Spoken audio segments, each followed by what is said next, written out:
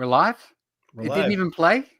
Did you click the button? I clicked the button. All right, we're live. Welcome to Comic Book School Live, the show where we talk about the craft and business of making comics. There's usually an intro thing that plays, isn't there? Yeah, usually a 15-second countdown. Yeah, well, Mike, welcome to the show. That was weird, wasn't it? It happens. Are we really live? We are live. It says we're live. Oh, I see people on. Hey, people. We got nice to see you tonight. It's April 15th. We'll be talking about extreme character makeovers and our extreme detail to the production of this show. Very cold open. It was the coldest of cold opens. I don't know where the music was. Buddy is clicking buttons, but they're not the right ones. They were the wrong buttons. We are here to talk to you about the craft and business of making comics. My name is Buddy Sclera, and I am an award-winning comic book writer with 20-something. Oh, let me do the clappy thing. Hold on. Let's go. Didn't even know. Thank you. Update this slide a little bit, I think. And my co-host is my good friend, Mike Fasolo, who is an award-winning television writer and comic book writer and all that other stuff. Good evening. How is everybody doing tonight? Mike, tonight we're going to be talking about something about extreme comic book character makeovers, when it works and when it doesn't work. I'm very excited about Mike. Let's just talk for a minute. You know what? I'm just gonna go ahead, bluff for me for a minute because I don't know. There you go. There you go. It's just I like the extreme part of this makeover. It's not just a makeover. It's an extreme makeover. Oh boy. Hey, look who joined us. Hey, Greg. Hey, Greg. Nice to see you. Hello. All right. So, Mike, let's try this again. You going to play the intro music? Let's try this. Let's try this again. Okay. So, Mike, we'll be talking about extreme comic book character makeovers, when it works and when it doesn't work, because, comic book characters have to evolve with the times. And if they don't evolve, they become very, very boring. Yes. And if they do evolve, they have to be evolved in a logical way that makes sense and is true to the character. And sometimes you can do that and create sudden changes if you do it right and if you have the story to back it. But we're going to be talking about extreme character changes. I'll give you 2 examples of when it does work and 3 examples of when it does not work. What do you think? I think that sounds good, although I don't know why you didn't have 3 examples of when it works. Because I just ran out of time. All right, Mike. So, here's a good question. When are you guys getting an extreme makeover? I pretty soon. Redheaded Ed knows that we're working on our design, and we'll be having new slides soon. Hey, is this a new person? I think Jimmy Animates is new. Jimmy, welcome to the show. Yay, Jimmy. Yay. Welcome to the show, Jimmy. We're happy to have a brand new boy, am I out of sorts tonight, yeah. Huh, Mike? He's a sucker for shoulder pads and belts for no reason. Well, Mike, if I were to stand up, he'd see a belt buckle to never mind. Oh, hey, Andrew, how are you? Here's our buddy Andrew. Good to Andrew to save me from saying things that I shouldn't say at work here. Oh, look at this. Marianne. We haven't seen Marianne in a good long time either. Marianne's been going around doing all kinds of shows. She did some sort of anime con recently. She's putting on art shows. Marianne's really hitting her stride, I'm telling you, Mike. She's doing big things. Making big things happen. All right, Mike, here's where an extreme character change worked. So She-Hulk. When She-Hulk first came out, She-Hulk was basically, at least this is according to Marvel history. Did I spell extreme wrong? Well, you have to spell it with just the X. Extreme. Oh, all right. That's right. They did that a lot in the 90s. They did that. They did, actually. So when She-Hulk first came out, the legend had it that Marvel was afraid that DC would somehow come out with a character called She-Hulk. So they came out with a character called She-Hulk. DC couldn't do it, as if that was a danger. I don't know why they thought that, but I guess at the time they did. So essentially, the Hulk had that's right, or extreme. She-Hulk was a cousin of Bruce Banner. She got into a car accident. What happened, Mike? He like transfused her blood or something? Yeah, he transfused his blood into her and gave her the Hulk powers. Right. He gave her the Hulk powers, and she like the exact same thing, right? She got angry and became Hulk. Well, I think she could control her transformation. Did she from the earliest days?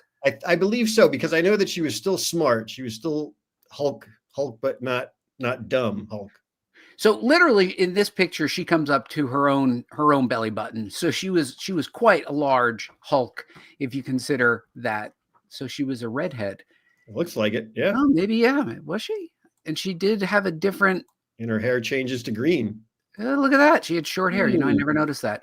But at some point, John Byrne thought it would be fun to make She-Hulk fun. And among the changes that, oh my goodness. I'm not even going to let you read that one out loud, Mike. He's coming on strong for that one.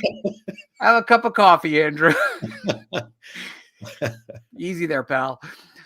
Okay, so the one thing that John Byrne did with the She-Hulk was he made She-Hulk happy to have her superpowers. She was quite gleeful. She was like Johnny Storm. Johnny Storm was like, this is great. I've got superpowers. And John Byrne was like, and why not? Let's make this fun. And then, of course, the She-Hulk original didn't work. I had all of these issues. They're completely unmemorable. It's just She-Hulk smash. And it wasn't even good. It was just, it didn't make any sense. And of course, you could see like the Hulk always had the purple pants. She always had that sort of weird that white slip. Why she had that? She was the savage She-Hulk. She wasn't the savage, but she was savage when John Byrne decided, let's make this fun, and made it really poppy and colorful and energetic. And she could control her Hulk transformation, but chose to stay as the Hulk all the time. Because why not? And she still was a lawyer. And as you notice here, very early reference, she was self-aware. She was reading an issue of the Hulk, and she said, boy, Cousin Bruce sure had to put up with a lot of weirdos, truckload of weirdos in his second issue, and those are the Toad Men, and there are the Toad Men in the background. Funny stuff. And she says, for my third issue, it's time for an obligatory guest star, and now here is Spider-Man. Just super fun, light, upbeat. And then if you recall, we talked about this. This is very early breaking of the, what is it? Fourth wall? Fourth wall. Why don't you do a readout while I take a little sip there, Mike? Of all of this, let's see. Oh, great. Some anonymous bad guy is ready to spend $3 million to find out how tough I am. And I know, man, I need glasses. I know how these things work. It'd be my third issue before I find out who it is. And then she turns to the camera. Although you readers will probably find out on the next page. Dun, dun, dun. So, Mike, what was it that made She-Hulk work? You know, when they did this extreme makeover from the what would be the dumb Hulk to the smart Hulk. What made this work? Probably because she was more relatable. She wasn't just like Hulk angry, Hulk smash. She was talking to the viewers. She was having a good time with the other characters in the comics. I think so. And at her core, she was smart. The thing about Bruce Banner was he was smart and he became dumb. Yeah. Right. Okay. Well, that was a natural evolution, but she was literally just a female clone of him. It made no sense to have two of them who had the nearly identical visual look and appeal with the ripped clothes and the Hulk out.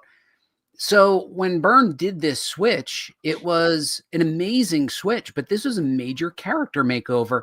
But he made it work in the stories where those stories didn't work. These stories did work. Now, did they age well? These early She-Hulk issues, that's debatable. There maybe they were okay for the time. Maybe they didn't age so well. But the fourth world thing really worked, right? Yeah, and there was story behind it. It was fun. Yeah, it's her and Deadpool could break the fourth wall. Exactly. Made it possible for this to happen. Now, another character that went through a major evolution, if you recall, Mike, in the earliest days, we thrilled to Thor, right? And we even had the hammer, which sets the tone to say, oh no, wait, they don't show the hammer. I thought it actually was the close-up of the hammer. What is the thing where only those who are worthy or something? Yeah, that's on Mjolnir, but apparently that's not here. Yeah. So Thor was doing all kinds of cool things, right? And the one uncool thing about Thor was this. Oh yes, with the cane, I remember that. What was Yeah. his So name? I can't remember his name. right here. Where? Oh, again. Oh, Dr. Blake. Right. And what would happen? He would just let's He go was, through this. yeah, he was just a regular doctor, and I think he had a limp. Yeah. And when he needed to turn into Thor, he would tap his cane on the ground. It would become Mjolnir, and he would transform into the god Thor. All right, over. Right. Like he had like similar blonde hair, except it grew, and he has just it just didn't resonate, right? Don No. Blake. It just didn't resonate. Like as a kid, no, it's Don Blake. Was it Don Blake? Don Blake or David Blake? I don't know. It was Dr. Blake. Just whatever was doctor, right? It's a prerequisite to have PhD before getting superpowers. You Not may all be the time, surprised. but a You lot may of be it. surprised. But this is the part that Mike Ponce. It's that Mike Ponce. Let's get. It's been a long time since. Oh, he has spoken. Okay. Yes, he All right. has. So, Mike, Don Blake. the worst part about Thor was Don Blake, Yes. right? Like if as a kid, you'd be like, "Oh, why would he convert back? He's Thor." Yeah, well, they wanted to try and touch upon the Hulk thing where he's, Bruce Banner, and then he's Hulk. So they were like, And oh, we can make this guy even in the earliest ones, he had the walking stick, and it was like literally a stick that nobody would carry, especially a doctor. Like, why would a doctor carry this? And then later on, he upgraded to the one that looked like Dr. House from the TV show. Okay. But it just didn't work. And they just made Thor so much cooler by just making him Thor. Yeah, like all the time. he was from Norse mythology. They leaned into that, and it worked. Way to go, Thor. But now, Mike, aren't you fascinated about the ones that we think don't work? Can I throw in one that does work? Oh, please do. Hold on. Let's go back to the header. I don't have any pictures of it though. You have any proof that it worked? No, it was Betsy Braddock turning into Psylocke. Why did Betsy Braddock turning into Psylocke work? I could not tell you one thing about Betsy Braddock or Psylocke. Yeah, exactly. Betsy Braddock was just kind of like a side character. She was, I think, Captain Britain's sister. Captain Britain's sister. Yeah, she had psychic powers, but she was just a nobody. And I don't even remember how the transformation took place. It might have been another Apocalypse one, but they transformed her into Psylocke, who then became a massive character. But then, but why did it work? Just because nobody was attached to Betsy Braddock, right? Yeah. Betsy Braddock was like, but she was also just kind of blah, and even her sketches were just kind of plain. There was nothing really significant about her. But when they turned her into Psylocke and they gave her that sexy costume and the psychic knife, and now she was, kicking ass, then it was cool. Was that really it? I did not know anything about Psylocke. Yeah. She was. Wow. I honestly forget the transformation reason. I think it was Apocalypse something. But Mike, yeah, the comments are flying in. What are they saying? Are they behind you? Oh, she came from Mojo, right? No, I don't think so. Michael GIF. Is Michael Giff new? No, he's been on before.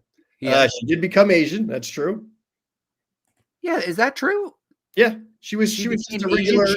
If he was British, was she? She was British. Yeah, she was just a regular old British chick. And then she turned into Psylocke and she became Asian? She became Asian, yeah. Oh, did they ever explain that? I'm sure there is some explanation, but I can't remember what it was. And I didn't I didn't think of any of this before. We will have to like look into that puzzling nature of that character transfer to me. Okay, so Mike, you have not seen these before, and I'm gonna roll through. Period. Go pull that one back up. It happens sometimes. Just happens sometimes. You can go from English to Asian, sure. Just I guess it happens. All right, so I'm gonna argue. Let's just talk about the 90s, Mike. Okay. The 90s, we were working at Wizard. We were both working comic professionals. When I left Wizard, I started writing for Marvel. You left Wizard. You started writing for television. There was a lot going on during the time in the 90s. This is, I believe, Heroes Reborn, where Marvel wasn't 100% sure what to do. So they gave it to the Image guys, Liefeld and Jim Lee, and let them remake the characters. Everything became grim and gritty. Characters became more extreme. No matter what it was, if there was muscles, there were more muscles. If there were guns, there were more guns. If there were lines on Iron Man's costume, there were more lines on Iron Man's costume, right? Caucasian Asian. We're gonna get canceled. She went through a hey, Michael Thompson's new. Michael Thompson, Michael Thompson, welcome to the show.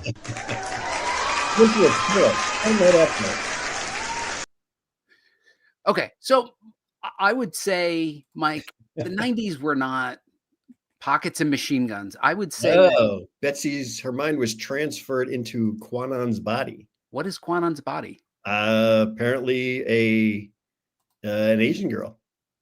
Well, there you go. And it's also funny. I thought I had this screen up the whole time, Mike. What the hell's going on here? We don't know. I thought I had this screen up the whole time, and I'm talking to the illustration, and I don't realize that. Okay, so let's talk about the 90s, Mike. I would say on a scale of 1 to 10, the 90s were either amazing or awful, right? There was some wonderful work that was going on, and then there was just this unbelievable decline of quality storytelling and just extreme makeovers of characters, right? Yeah. Why was this happening? They weren't caring about the stories. They were just caring about, we'll make the characters and the characters will carry the comics, but that wasn't happening. Yeah, and somebody had said it, like pockets and bigger guns. Yeah. Pouches and I was saying, like, if you have why have Iron Man's costume have 20 lines when you can have 220 lines? Like, let's draw every one of those lines. And every character was over muscled, and every character's face was full of angst and anger and extra lines. And like, it wasn't just this comic, it was all comics, right? From all publishers. And I would argue in part because the sales were going up and up, and no matter what they did, the sales went up and up. And the quality went down. Yeah. So I'm going to talk about the three characters that literally break my heart when I see how extreme they went from their original concept. X-Men #1, I'm not sure if this is 1963-ish, 1961-ish. They'll have to check me on this. The X-Men had a unique appeal, Mike. Mm-hmm. They were mutants, and they all had one mutation, right? If you looked at this, you could go and say, this is the guy with the wings. This is the guy that's like a gorilla. This is not the invisible girl. This is the girl with the psychic powers. This is the guy that blasts the things out of his eyes. And this is the guy that's frozen. Mm-hmm. That's awesome. And they even gave like rational backstories. Like, you had the Angel. How does he go out? He's got those giant wings. Well, he puts on a special suit. He binds them up. And then when he takes his suit off, he's free. He feels great. He's like, this is great. Like, and as a kid, I'm like, yeah, that makes sense. Yeah. He binds the wings up, right? Because they've got the wings. Incidentally, I don't remember the Angel ever using like a shoulder cannon. Do you? He picked it up from Magneto. For Magneto. And it's metal. Let's see. Michael Thompson. Lee is a good artist, but not a good editor. Archangel and X Factor would make a great show. You guys do a great show. Well, thank you. Well, thank you. All right. Well, here we go. Here's what I have to say about Archangel. Okay. So, during the 80s and 90s, John Byrne and Cockrum, Dave Cockrum and Chris Claremont were on a massive roll. They had reinvented the X-Men. Well, they partially had reinvented the X-Men. Giant Size X-Men #1 was by Len Wein, but when they took over, they went on this unprecedented run, and they introduced all New Mutants. Right? This was a time where Wolverine, who we had seen in Hulk 181 and maybe a couple of appearances, became a team member. They introduced Colossus. They introduced Nightcrawler. They introduced Storm, and they kept some of the original X-Men, including Professor X and the Angel, right? Who I'm not 100% sure if a guy who he needed like a halo on his chest. You gotta somehow point out that he's an angel. In case you didn't notice, he had giant wings and was flying. They were like, wow, that guy looks like he's got a halo. They could have called him a pigeon, you never know. He had to be Angel. They could have called him a pigeon, but I would argue they were on a pretty good roll. Now, the Angel as a character, Mike, in this particular costume, if you can see here in the corner, I believe this is Kitty Pryde. She's wearing what would be the classic X-Men costume, which I think was one of the greatest costumes ever. The black and the yellow with the X in the middle, very cool, right? But the Angels had some unfortunate different costume changes over the years. Oh, hold on. We didn't do this slide justice, Mike. Stand by. I gotta cycle through them all again. Gotta cycle through. Okay, here we are. We're back on the show again. Okay, so the Angel's gone through some pretty bad costume changes. Well, yes, but I mean, okay, you continue. I'll tell you what I think of Angel after you're all. Okay, so what I liked about the Angel was it didn't matter if he had this unfortunate choice of colors. Like there was somebody who was like, I don't even know what to do with this guy, right? And I would say, like they did a pretty good job. There was times where, like over here in the Champions, I don't know about the whole V-neck thing happening. I have that issue. You have that issue? I have that issue. Just throwing that in there. Right? Like, and in this issue, you can say this is probably Black Widow's best costume. The Angel classic. This is, I would say, one of the best of the Ghost Rider motorcycles. You got to say this guy with the leg tight thing going on, Hercules. He had it going on. This costume maybe not so good, right? Once again, trying to figure out with the red and the yellow. I think at this point though, they nail it, right? This is when they go down to the Savage Land. This costume, I think, is the absolute pinnacle of the Angel. What do you think? I like the red one that you showed in a couple pictures before when he was. You like the whole? Why would anybody? Not he's that wearing one. A thing down to his belly button. No, not that one. The other one when they were in the danger room. Okay, so it's basically this costume. Yeah, but red. Yes. Yeah, that's a good one. I think that has a good pop to it. Well, it's got a good pop to it. It does have a nice pop to it. I would say the blue has a slight advantage, but they keep the halo. They do the thing. I think he looks great. And what better thing is there than the fact that each of them has one power and that they work as a team? This guy's power is that he was born with a mutation where he has wings. But then something happens. For whatever reason, in some sort of forgettable battle or unforgettable or whatever, his wings get ripped off. And Marvel decides, you know what we should do? He had wings before. Why don't we give him wings again? Except instead of these beautiful organic wings, which are organic and believable and gives him limits to his powers, let's take it to the extreme and give him metal wings. They could have given anybody metal wings. They could have given Betsy Braddock metal wings, Mike. They could have said, Psylocke, would you like metal wings? It made no sense at all. And this made even less sense. He became Archangel, an angel of death. He's bringing death and extreme anger.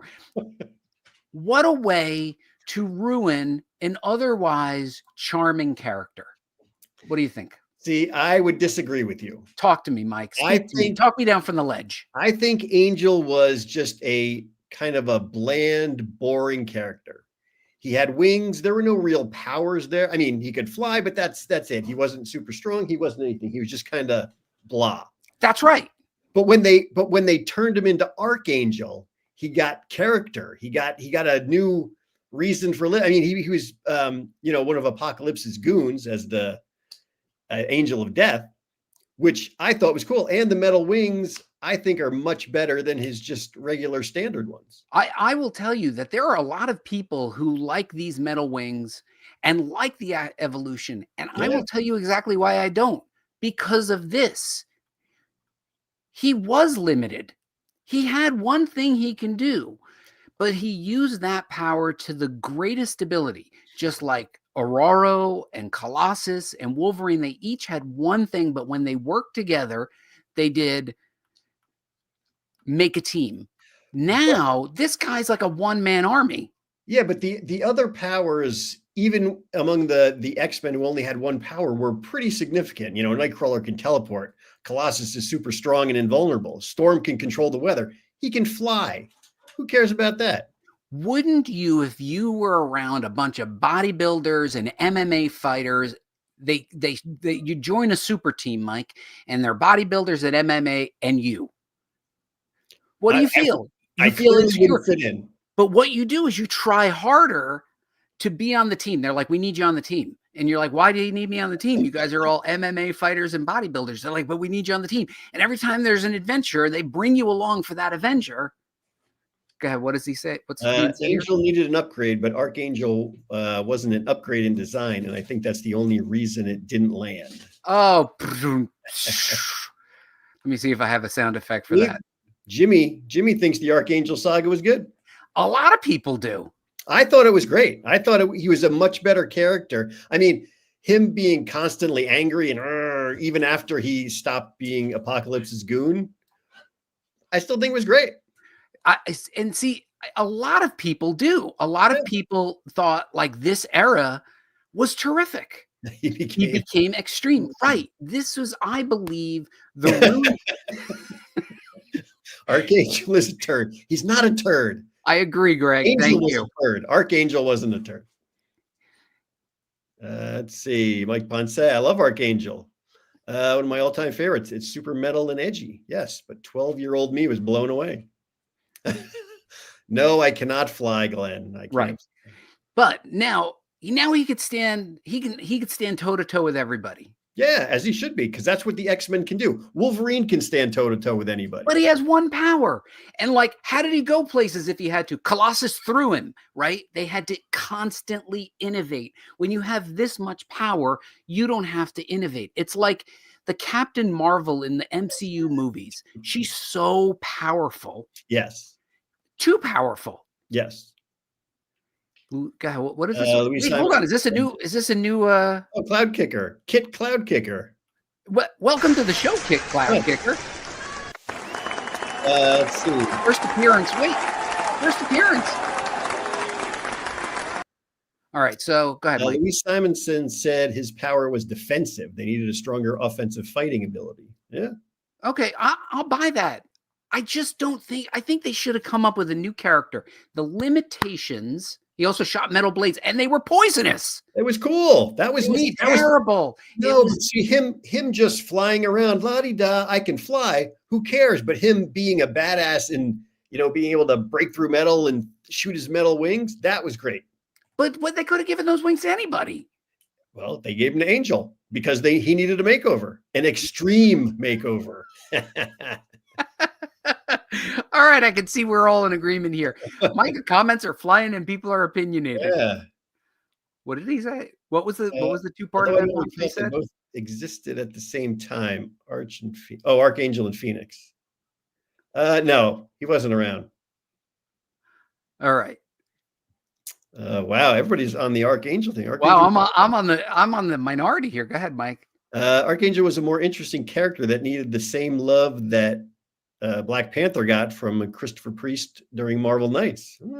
I think that is part of it. I agree. Christopher Priest took the Black Panther, which was an interesting character, and made him an absolute compelling character. It was great writing. As Horseman for Apocalypse, he needed to be badass. Exactly. Why did he need to be the Horseman for Apocalypse? Because they made him into something much better than he was, as opposed. I mean, he's a guy who has wings. Now, was there any? But you got Bobby Drake. He's the Iceman. He was still Iceman. You got Cyclops. He's still shooting beams out of his eyes. That was awesome. But being able to shoot beams out of your eyes or make ice is a cool power. Just having wings. All right, I'm gonna give you a choice, Mike. Okay. Angel would have been cooler if he could have had some type of heavenly weaponry. That's kind of neat. Yeah. See that? You should write it. You should pitch that to Marvel. All right, Mike. Who on you, Mike? Bad pun. All right, Mike. I'm gonna give you a choice. 3 choices. Okay. You can shoot lasers out of your eyes. Okay. You can make ice, or you can fly. Which power do you want? I'm gonna shoot lasers out of my eyes. Really? Yeah. Really?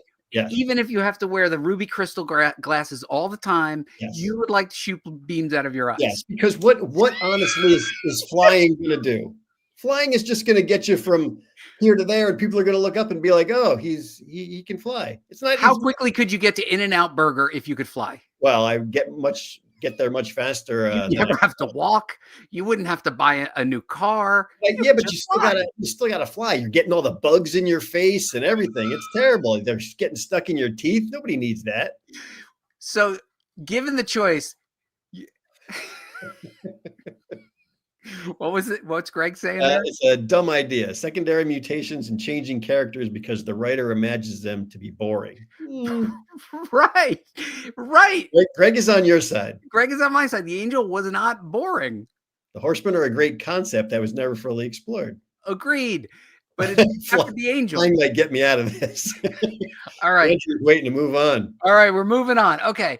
Machine Man, Mike, it is no small secret that Machine Man is one of my dream characters to write. Probably nobody else's dream character, but one of my dream characters, because Machine Man hit at a perfect time in my life when I was just really discovering Jack Kirby. I had left comics. I went away to college. I came back, and all of a sudden I discovered comics after college, and I discovered Machine Man. Now, this series had already been canceled. And basically, Machine Man was the last model of a failed series of, I think, androids. I might get that wrong. But he was searching for his place in the world. He was trying to see if there was meaning in the world, and he would travel the world with these amazing powers. And he was curious. He was trying to discover what made humans human. And it was an existential exploration and lots of navel gazing, but I loved it. Because it was all character driven. There was the plots were completely useless. They were just reasons for him to think about what it means to be human.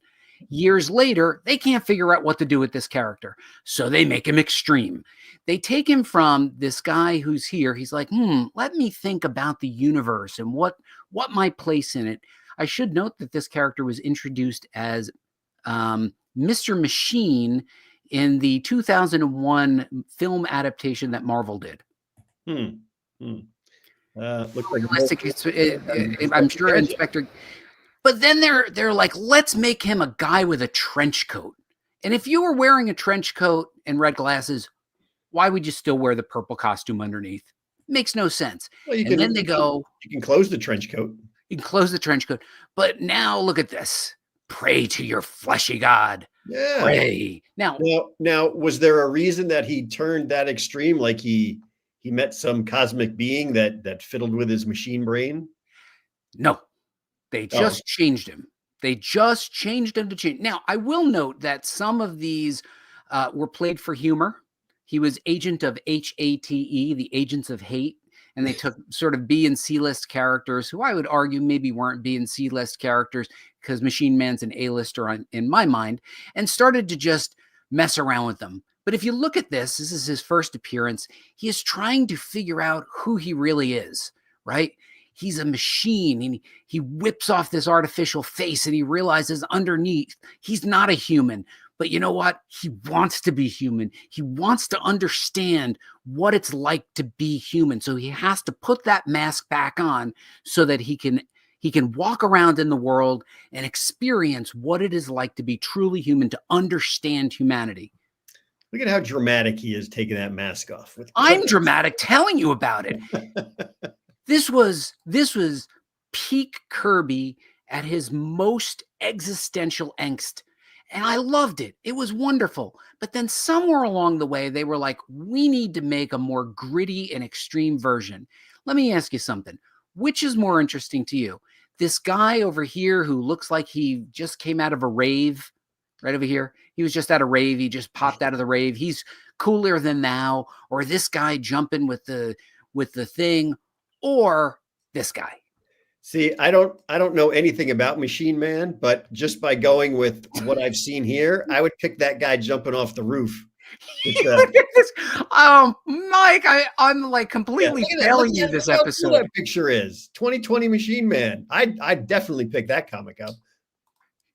But I would pick that comic, but why did they take the original Machine Man character, which let's note, he was a machine with a program personality, and now this is him. But see, I don't know anything about this, but what became of him? Like, did he find any, reason to want to be human, or did he find what he was looking for? He was always in an existential crisis, but then later on he became like broody and I don't know, like an extra. That to me is just kind of blah. Oh, I'm constantly searching for who I am and what's out there. I want to see the guy jumping off the building with all those weapons coming out of his hands. I would see this guy because he always had things popping out of his hands, if they didn't change his personality. But you can't have that guy jumping off the roof like that and constantly, navel gazing, like, where's my place in society? No one cares about that. They want to see him beating up bad guys. This is why nobody's going to buy my comics, Mike. Nobody hires me because of this. You got Jimmy. Jimmy agrees with you. Agree with Buddy. The OG Thank you, Jimmy. was way better. That's right, Jimmy. Maybe if I read the old ones, I would agree with you. But just by looking at the pictures, I would go with the modern day Machine. All right, we'll do a retro read, and you read the before and after, and you see. Look, here's what I want, Mike. I want character-driven stories. I want character-driven stories that have a visual element, not just fighting for fighting's sake. But did the character-driven stories from the original Machine Man have like fighting elements, or was he would just land on a rock and be like, oh, there's dinosaurs here. Let me contemplate my place in the universe. And would he fight a dinosaur, or would he just kind of sit around and talk to himself? He had all kinds of powers, and Kirby was constantly just making up new powers for him. But it was Jack Kirby, his arm elongated, it shot razor blades out of him. He did all kinds of cool stuff. He had all kinds of amazing, ridiculous powers, but it was character driven. If only he had metal wings. You're mean.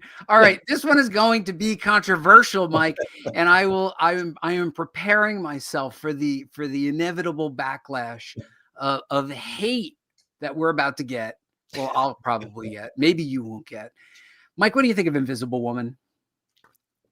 Again, she was kind of just a bland character in her original incarnation, just kind of blah. She could turn invisible, and then eventually they gave her the the ability to use the force bubble, the invisible. All right, let me tell you how they ruined this character, and I know we're going to get some hate on this. It's good for the continent. When they got their powers, how did they get their powers? Cosmic rays. They went out. That's right. And what did they do? They got into a rocket and did what? They were flying through one of the cosmic ray belts. They got blasted. They came back, and they all had different powers. Yeah. And who was Sue Storm and Johnny Storm in relationship to Reed and Ben? Johnny and Sue were brother and sister. Sue is Reed's wife, and Ben was his best friend. Reed's girlfriend. It was Reed's girlfriend. They didn't get married. Yeah, they didn't get married until much later. But Ben was a test flight pilot. Yeah. Right. And this is the cover to Fantastic Four #3. This is when they first show their costumes. And prior to that, they were like challengers of the universe, just whatever, random costumes. But in this, they each get one power. And some can say they're elemental powers, right? air, wind, Fire, fire, no water. rock, no water. So Sue Storm each gets one power, and like super teams of the day, not one of them could alone defeat the villain. Each of them had to work as a team, and they were a family and a team, right? Yes. Now, I put this one in here because I know how much you love Alex Ross. So there's your Alex Ross. Original Sue Storm was bland as possible. But was she? I think so. Okay. So the original conceit behind Sue Storm was that, she had a power and it was invisibility. But what could she do with invisibility? If we think about the Lord of the Rings, that was one of the powers that you got from my pretty. But in this particular panel, in this sequence, Mike, Sue Storm is like, Dr. Doom has forgotten about me. I'm going to turn invisible. And then I set off an explosion right here that gets Dr. Doom. And then that's the top panel here. And then she runs down the hallway. They're dying. And then she frees them. Sue is not overpowered or over superpowered, I should say. She's got one power and she uses it effectively. And then, as you noted, they begin to discover different ways to use her power, right? She uses her invisibility as a force field, right? As it turns out that her invisibility has that extra part. She can turn other people invisible. She can put them in bubbles. She can literally put a bubble around herself and then form it into something. This is what I would say is natural character evolution that happened over many, many issues and many, many years, making her an interesting character. She was basically written in there so that they would have a female character. She was the girlfriend of Reed Richards. That's what it was. It wasn't my fault. It was before I was born. It is what it is. She was also called what? Invisible Girl. Right. It is what it is. That's what it was. Okay. So they're mostly known for her beauty and whatever, but somewhere along the way, she starts to become a badass. And I got to tell you, it was very consistent with the character. She gets married to Reed. They have 2 children. She becomes a strong mom. She becomes the leader of the group. She's the glue that keeps everybody together. Her power of invisibility, it keeps them together. like the bubble she can put around people. Like the bubble, right? But invisibility. Now, Mike, let me ask you a question. Okay. If you could have any of the powers, stretching, let's go back. You're either all stone all the time. You can be on fire. You can be invisible and create force fields, or you can stretch. What do you want? I would choose the Human Torch. Human Torch. Why? Because it's cool power. You can fly, so I wouldn't need. A minute ago, you didn't care if you could fly. I wouldn't need the angel wings, but I'm also on fire and I can shoot fireballs. A minute ago, you were like, okay, who cares about flying? No, who cares about flying with just regular wings? If I can be on fire and fly, that's a different story. Okay, so I have to tell you, I would choose Reed Richards because I'd be taller. I'd be taller and I'd suck in my midsection. I'd be like, powers. Why do you always look like you're in pain? I'm like, because I'm sucking it in. We should actually do a show on kind of useless powers. I have my own in the real world, because Reed Richards' powers in the real world, what are they good for? Reaching Nothing. Things on a high shelf. I mean, you can sit on your couch and reach the refrigerator, but that's it. I mean, when are you going to get shot at so you can turn into a rubber bullet bouncer? But if you think about it, Sue's got some pretty good powers. No, her powers are fully agree with Mike. Yeah, but you're still on fire, and fire's hot, my friend. No, you can turn into regular human. You don't stay on fire all the time. No, true. And he was able to do like one finger and things like that. Okay, so rock hard stuff. There's rock hard abs. You go, Gatella. I'm with you, pal. All right. But I think, her powers grew in strength. This image here, this is a great image. Mm-hmm. That is one of the greatest Fantastic Four covers I've ever seen. It's just tremendous. In one panel, you see what her powers are. Would your name be Putty? That's a good one.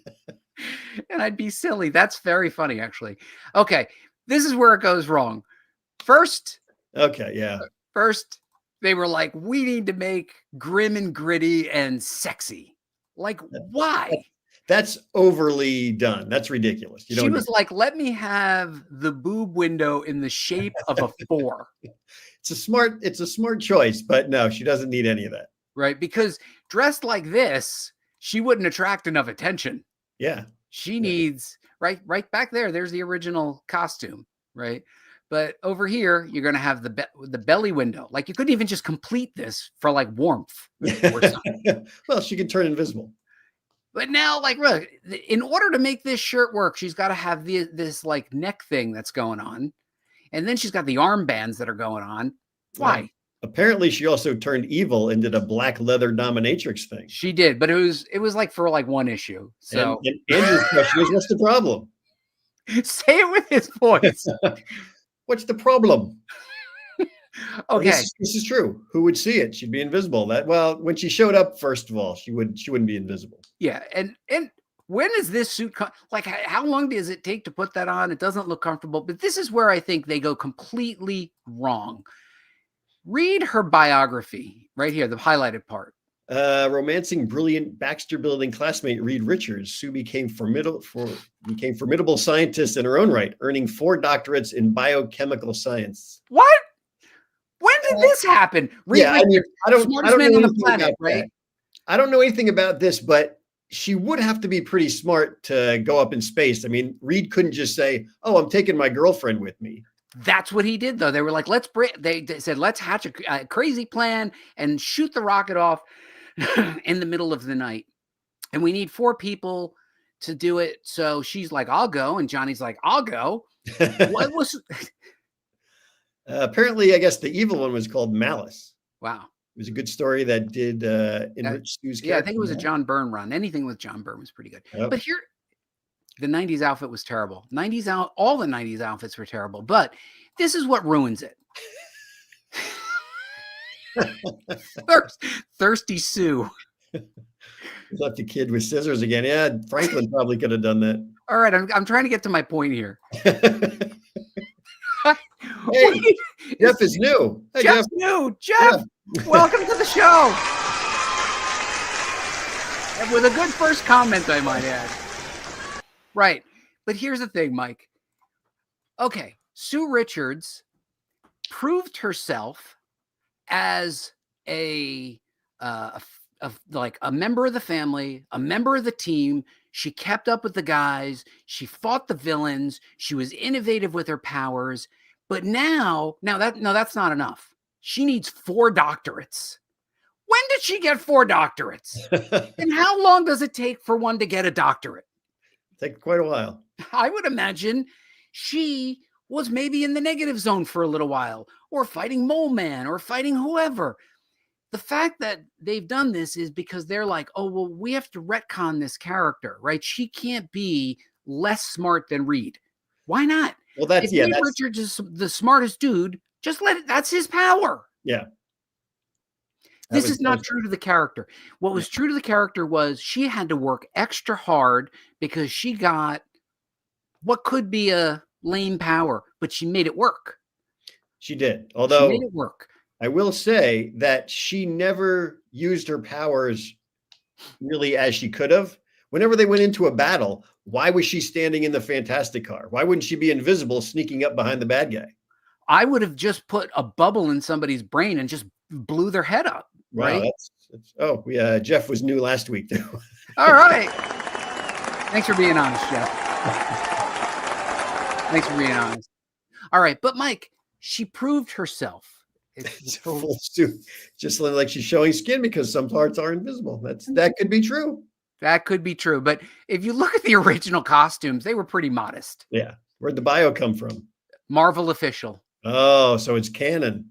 So it is canon. It comes from the Marvel official website. Yeah. See, that is a terrible costume. That's a terrible costume. It's terrible. And what is also terrible is that they retcon this character. So what? So that she's as smart as Reed Richards. Yeah. It's not true to the character. No. If in the first issue she was the smart one, fine. If in the first issue they were both super smart, fine. If through the years she acquired more knowledge, absolutely, right? If she learned how to invent things being around an inventor, cool. Maybe she did. You just didn't read those issues. But four doctorates seems like a lot. 4 doctorates seems like a lot. And here's why it concerns me, Mike. Because the movie's coming. Oh, okay. Right? The movie is coming, and it looks like the characters are first of all, the character costumes look great. They dropped the very first images. I don't know about you, but I want to see this, don't you? I'm very excited for this. Yes. I'm very excited for this. And I like the idea that each of them has one power and they must work together in order to defeat whatever villain. Obviously, it's got to be something big. They look great, don't they? Yep. I'm very excited for this. And I got to tell you, like, Sue's power looks pretty cool here. Right? Looks If like a you're bubble. telling me that she can manipulate like wavelengths to get invisibility and do all kinds of things, that's cool. That's why she needs the 4 doctorates. But no, she's got the power anyway. She's got the power whether or not she's got 4 doctorates or, like me, barely made it through community college. It doesn't matter, right?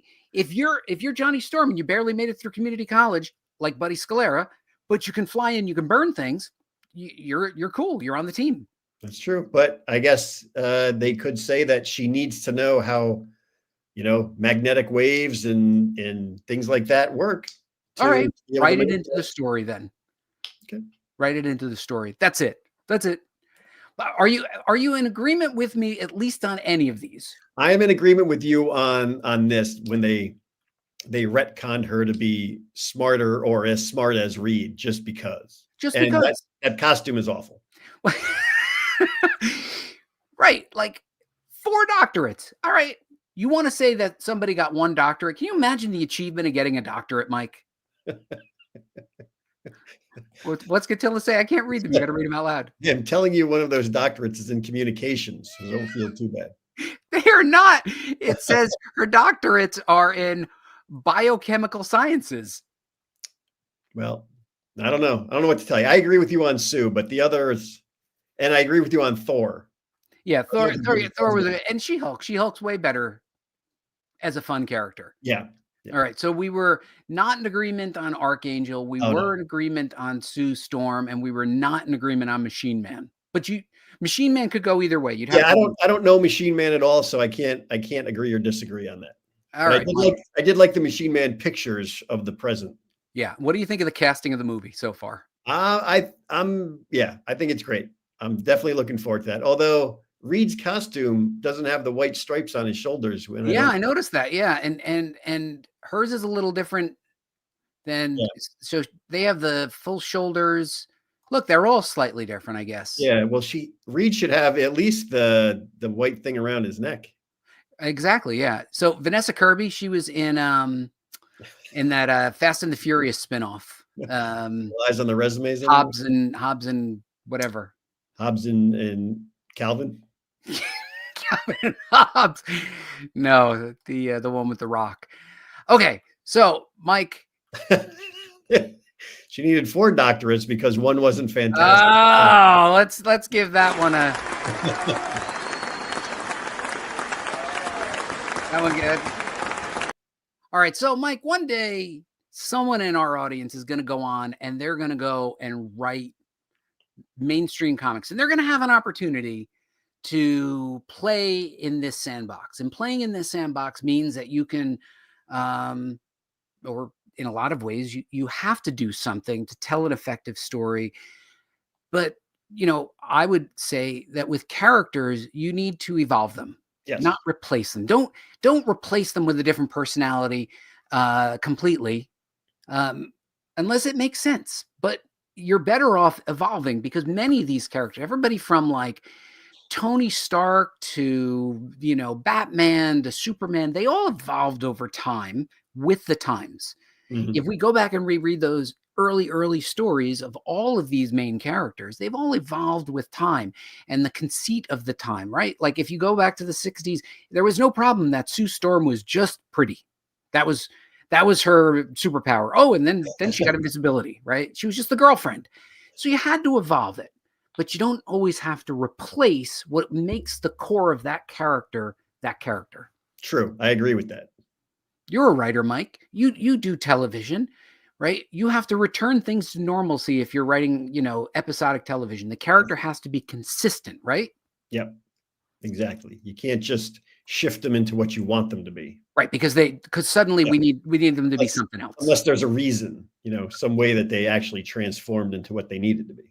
All right. Tip number 2, remain true to the character. No matter what, if they evolve, as I believe Sue Storm had evolved over the years from being the girlfriend to being a full member of the team, exploring her powers, saying, I'm no longer Invisible Girl, I'm Invisible Woman, then leading the team multiple times.